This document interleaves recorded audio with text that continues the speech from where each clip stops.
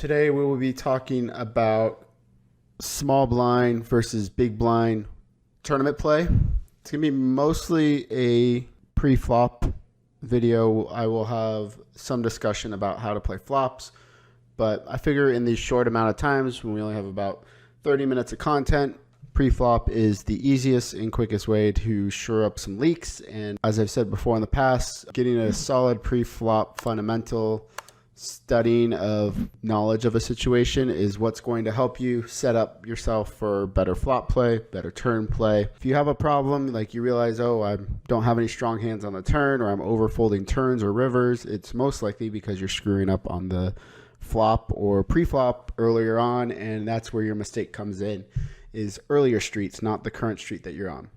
So today's webinar came from a student. I asked on Twitter just how I'm unsure how to play pre-flop when it is folded to me in the small blind. Should I be raising? Should I be limping?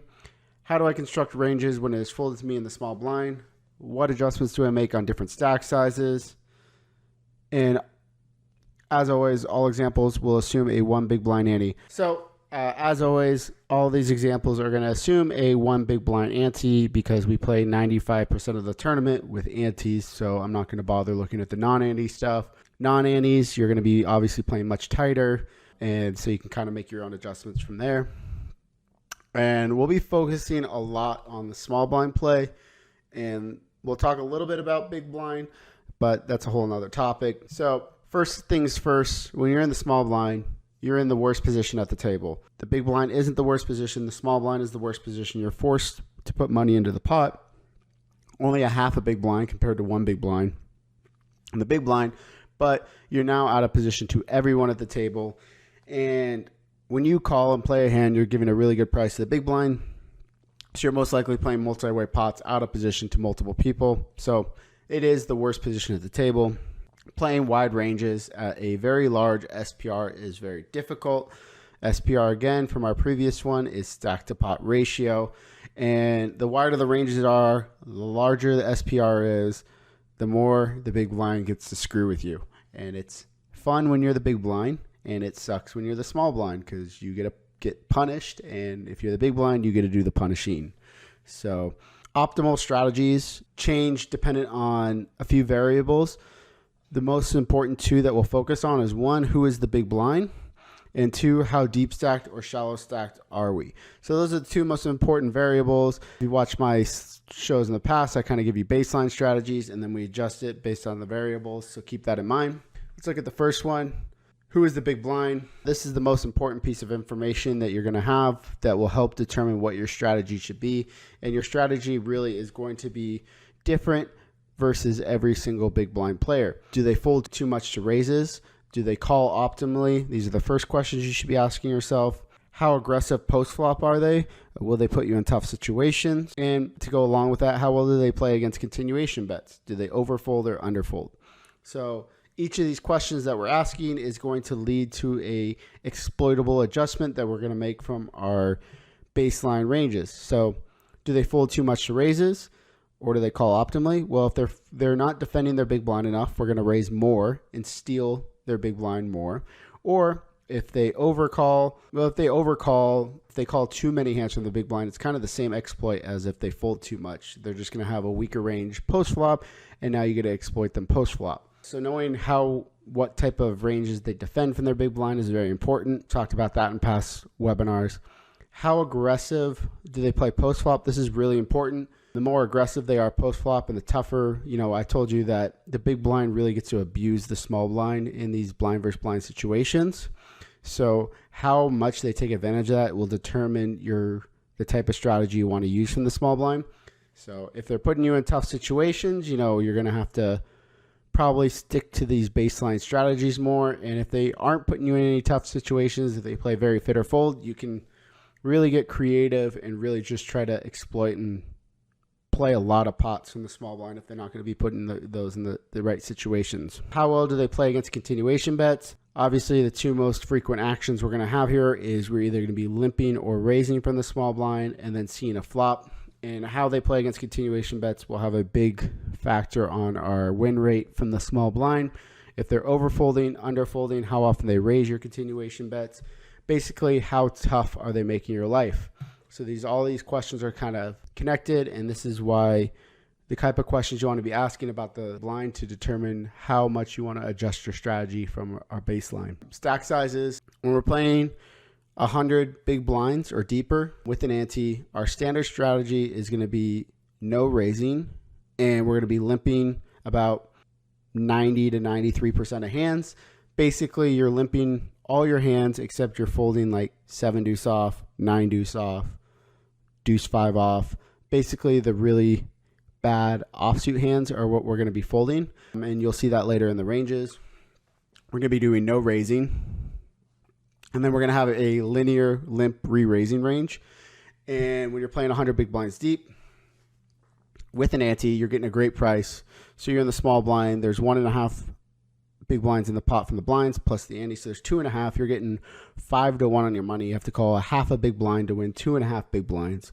So you're getting a really good price. So you want to be playing most of your hands, and in order to kind of protect our range and protect the big blind abusing us, we're going to be limping some strong hands. And then when we get ISO'd, then we're going to kind of hit them with this linear limp re-raising range, and we're going to protect ourselves at this high SPR. And also, limp re-raising this range is going to lower the SPR post-flop and reduce our post-flop edge against these opponents.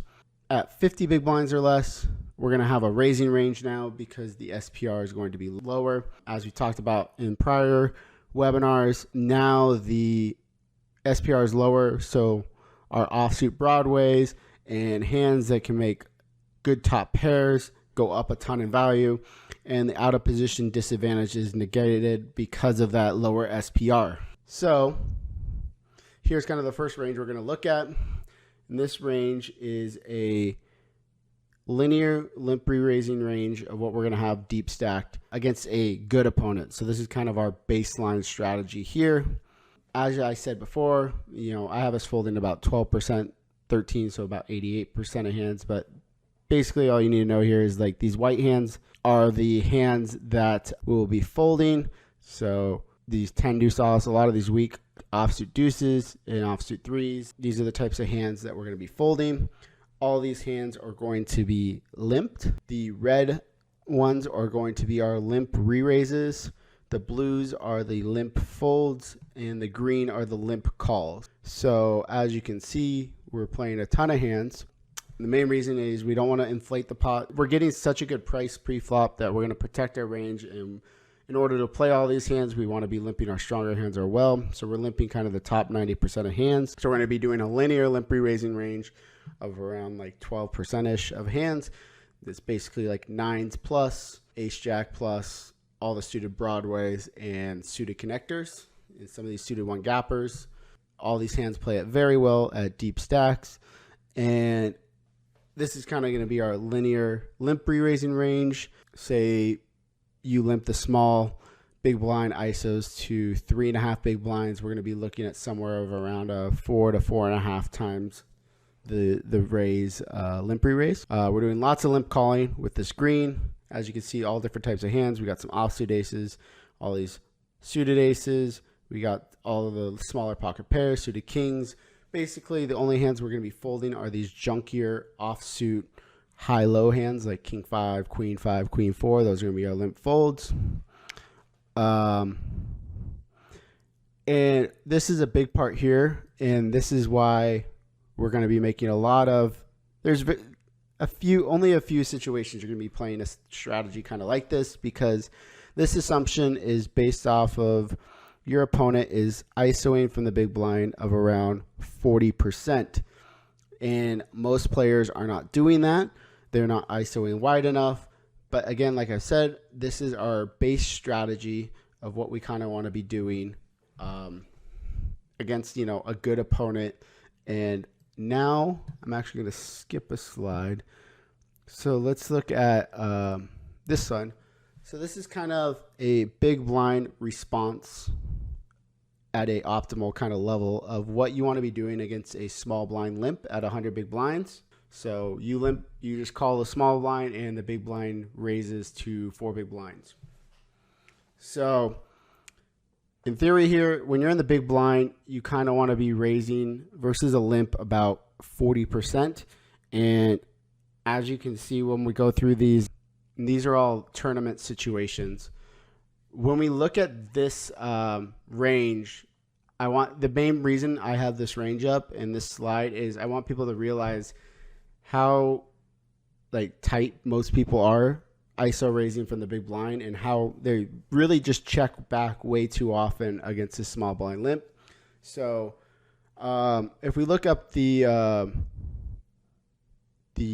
raising range here in the red, this is kind of like a pretty standard range, which I think would be like 27%, and especially once we take out these crappier suitor hands and stuff. You know, sevens plus, just kind of this value range is really only going to be about 20% of hands. So I feel like your average opponent that you're going to be seeing from the big blind is probably only going to be ISOing somewhere around 20% of the time versus the limp. And the example I kind of wanted to point out here is these blue hands. And to get to that 40% number that this big blind probably should be ISOing, there's a lot of hands here that they need to be raising 25% of the time. I'm not saying that you want to raise king 4 offsuit every single time, but there's just so many hands they need to be ISOing in terms to be the small blind to make limping 100% not optimal. We have this range against the good opponents. I want to look more so. This range now is what a lot of you are probably going to be used to. And this is kind of, I wanted to show that base range of the linear limp. I wanted to show that linear limp re-raising range. And now we're going to kind of look at this small blind play versus a weak opponent. So this is the average probably range that you're going to want to be using. And it's quite different now. Because the big blind is not going to be ISO raising enough against our limps, we don't really have as much incentive to be trapping with our big hands. So the two differences in these ranges is that here in this range, we're going to be limp raising a ton because we're assuming that the big blind is going to be raising a lot. So against a very aggressive big blind player that's going to raise your limp a lot, this is the type of range you want to do. And in this range, you're limping all these hands. Versus against a weak opponent who's not going to be raising your limps wide enough, we want to be doing this, and we're going to be doing a lot less limping. We're raising all the hands in red to about 3.5 to 4 times the big blind, and it's basically a linear raising range. We're raising the top 24% of hands here in this range that I have. So basically all pairs, suited connectors, suited one gappers, and all our suited 8s are better and ace 9 off are better. In the red, the green are all going to be limps. So we're limping a variety of a lot of suited stuff and big card, high lows type of stuff. We're still not folding much. We're still folding that bottom 10% of kind of crappy hands pre-flop. And then these blue hands are going to be the hands that we limp fold against the limps. And the green hands are going to be hands that we limp call against the weaker opponent. We're still playing about 90% of hands. One note here, exploit that's kind of cool. I saw Jonathan post a poll on this that a lot of people got wrong. So if your opponent is folding over 50% of the time when you raise from the small blind, you can raise with any 2 cards to 3 times the big blind. So it folds to you in the small blind. You have to put in 2.5 big blinds to make it 3 times the big blind to raise. And you're risking 2.5 to win the 2.5 big blinds in the pot. So when you put in 2.5 to win, 2.5 has to work 50% of the time. And if your opponent doesn't defend the top 50% of their hands, you instantly make money. And you're making money because even when they call, say they call exactly 50% of the time, you're still going to win the pot with your Jack 5 offsuit, 20% of the time when they do call. So paying attention against these really tight opponents, you can even expand this red range even way more and start raising a ton of hands in the small blind if they're playing way too tight. You can, and in some cases, you might even want to be raising 100% of hands because your opponent is not going, you're going to be instantly making money because they fold too much. And one more exploit I want to talk about that I see from a lot of players that is not correct is people love to limp like aces in the small blind as like their hand to trap with. And it's actually, I don't think that is correct. You don't want to be trap limping with aces in the small blind, because the most common hands that your opponents are going to be raising and trying to steal your blind with is your hands like your suited aces and their ace X. If your opponent's too tight, those are the first hands they're going to go to isolate you when you limp. And so by limping aces, when you have two aces, they're automatically not going to be raising enough because you have two of the aces in your hands. So it'd be better to trap with a hand like pocket kings or pocket queens, because then you don't have an ace. It's more likely the big blind has an ace in their hand and they're going to raise more often, and you're going to be able to get that limp raise in more. So two things to note here. One, if your opponents are folding way too much, it can be profitable to even raise with any two cards from the small blind. And two, don't limp trap with aces because you block the range that you want them to be raising you with. And so here we're making it like 4x on the small blind with this wide linear range, and then we have this weaker limping range, versus against a good opponents, we're going to be limping everything and doing a linear limp re-raise against them. So this all depends on how often the big blind is going to be raising against your limp. Now we're going to look a little bit at the shallow stack play versus good opponents. So this is at like 40 big blinds. And again, this is against good opponents. So this is kind of our baseline strategy. And this baseline strategy here is, so now we're playing at a lower SPR because stacks aren't as deep. So we're a lot happier to raise more hands and play more pots post flop. The types of hands we want to raise are, we're going to be playing a lot of these offsuit Broadway hands now are going to become raises. A lot of these suited Broadways, all these red hands basically are becoming raises. And the limp calling range is still kind of similar. A lot of the suited stuff, high-low, A6 off, A7 off, King 7 off. And we're going to be limp folding a decent amount. But the one thing I want to note here is that we have a few more limp traps now. We're kind of mixing in. We're going to be limp trapping some of these big suited aces, big offsuit aces, and some of our middling pocket pairs. So what I was talking about before, now we're going to be limping hands like queens through eights, but we're going to be raising kings and aces for that same reason that I'd rather limp trap with pocket jacks or pocket queens, because then we allow our opponent to have ace-5 offsuit, raise it up with the ace-5 offsuit, and then we get to put in the limp raise with queens or jacks or tens, these middling pairs to limp raise and then get all the money in for 40 big blinds.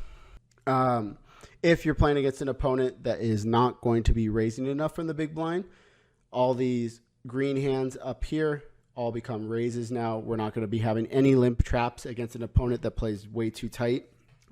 We don't really need to protect our range against them. So we just go back to this against the 40 big blind play becomes basically this range again. It's almost the same as the 40 big blind range against a weak opponent. Basically becomes similar to the 100 big blind range from the this against the weak opponent. So the number one mistake that players are making from the small blind is that they are not raising enough from the small blind and they try to trap too much. So these hands like king, queen off, king, queen suited, pocket aces, ace, queen, ace, king, players are limping those hands too much and not getting value from those hands, whether they're deep stacked or shallow stacked against weak opponents. And against most opponents, you just want that are like weaker players that aren't going to put you in tough spots. You just want to be taking this, raising like the top 20 to 25% of hands, taking these pocket pairs, suited connectors, raising it up to 4 times the big blind, and forcing your opponent to make a mistake either in that they're not going to defend enough, or now you're getting value out of those bigger hands. And I think that's the correct play.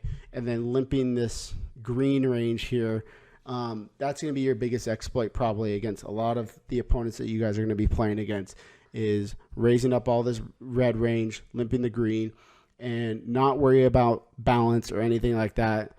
Being balanced doesn't matter much against these weak opponents. I show you the ranges you want to play against good opponents because I think you need to know that baseline in order to be able to understand the adjustments, and just realizing that no one really is raising enough hands. This range here being the big blind response to the small blind limp. This range here is like 36% of hands. And so this is what I'm trying to get at here. If I'm playing in the big blind, I need to be raising all of these red hands, plus like 25% of the time, I need to be raising up these hands like queen 6 off, queen 5 off, king 5 off, jack 4 suited, jack 3 suited, jack deuce suited. Like all these hands I need to be raising, and no one is raising those hands enough. And so this is kind of another counter exploit, is when you're the big blind playing against small blinds that limp, people in the big blind do not ISO raise enough. Someone,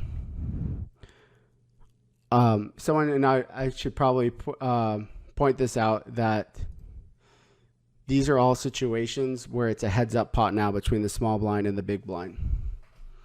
And so the other exploit being when you're in the big blind facing, when the small blind, it folds to the small blind and they limp in, is that people are not ISO raising enough to 3.5, 4 times the big blind against the small blind limp. And these are the types of hands you need to be raising to punish that small blind, to make sure they're not getting to play. You don't want them to play all those 90% of hands. There's a lot of money. They're limping in with 90% of hands. They're going to be doing a lot of limp folding, and you should be punishing them with raises to steal those limps. And we're doing it with a lot of these lower suited cards, obviously all our strong value hands, but these blue hands, this is kind of where you want to start mixing it in. And the reason some of these hands like king deuce offsuit, or even like a hand like, let's take a hand like 6-3 offsuit, why it's a good hand to raise up against a small blind limp. And the reason like a hand like 6-3 offsuit is a good hand to raise sometimes, I have it in here as like 25% of the time.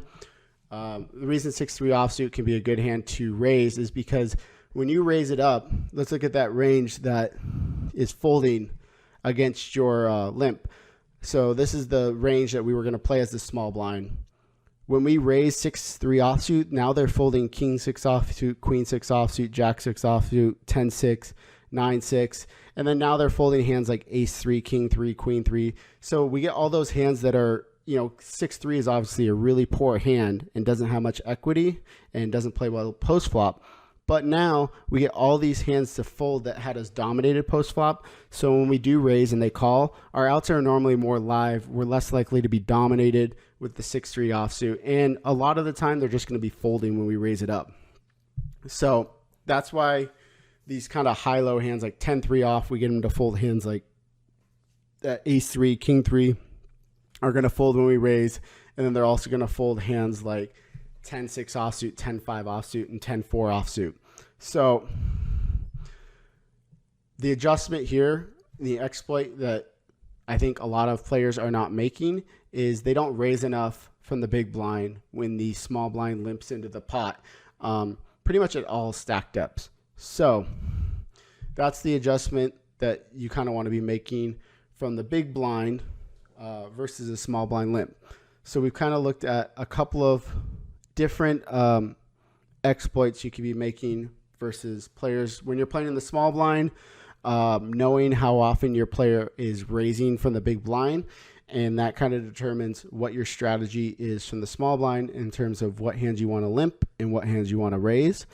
And also from the big blind, pretty much across the board, a lot of people are not raising enough in the big blind. What you guys should be taking out of this webinar is making sure you're raising enough from the big blind when it folds to the small blind and they limp into the pot. And also learning how to identify who the opponent is in the big blind and knowing how aggressive they're going to isolate your limps. And against the very aggressive players, you want to be playing a more limping everything strategy and then be limp re-raising more. And keep in mind, when I say limp re-raising more, that doesn't mean just with like ace, king, and jacks are better. You're going to be doing it with some suited connectors, your suited broadways, hands like queen 10 suited. And against the weaker players that are not isolated enough, you're going to be doing a lot more raising than most people do, about 25% of hands. And that is probably a lot less hands than most people are raising currently or are not. And I know this blind versus blind play stuff can get pretty complicated. It's a very tough situation, like I said early on, because stacks are very large and you are forced to play a lot of hands from the big blind and the small blind. It is one of the toughest positions to play in poker and one of the toughest situations to play in poker. And so kind of taking a look at these ranges, studying them, seeing what the difference are, seeing where you're too tight or too loose is really important to learning how to improve your win rate from either of the positions in the blinds and just kind of increasing your overall ROI in tournaments, because blind play is just really important. And I think it's one of the areas where you can exploit people the most. Take a couple minutes here to talk about post-flop stuff. Like I said, it's kind of a completely different topic, so we're not going to go into it too much, but the basics. So when we're playing 100 big blinds, we're going to talk about this against like kind of a good opponent. When we're playing 100 big blinds, we're limping all these hands. We have 100% of hands, and let's say it goes limp and then the person checks. If they check, we can kind of remove, like no one's really checking back these Broadway hands like king, queen off, king, jack off, all these Broadway hands. So at deep stack, when it goes limp and check behind, any hands with like 2 Broadway cards on the board or even 1 Broadway card, we can almost bet at a very, very high frequency. But when the low cards come on the boards, like these 5-4-3s or 7-5 deuce, when there's no Broadway cards, those cards are more likely to hit the big blind because they didn't raise pre-flop now. It's kind of the opposite now when we get back to the 40 big blinds. When we play shallow stack, now we're raising up all these Broadway hands. So at 40 big blinds, look at the types of hands we're raising. King 10 or better. A lot of these suited Broadway hands. So when it limps, if we limp into the small blind and it goes, if we check, now we don't have as many of the Broadway hands in our range because we raise those hands pre-flop. And so the lower boards become a little bit better for us because we have a lot of the lower hands in our range now, versus when we raise, we want to see the Broadway cards on the board. Those are going to be our best boards to continuation bet. And in general, in these situations, blind versus blind, these ranges are super wide for both the small blind and the big blind. You can be doing a lot of checking out of position, and don't be afraid. Don't feel committed to like have to continuation bet every single pot would be my biggest advice when you're playing from the small blind and you raise. Don't feel that you have to continuation bet every pot.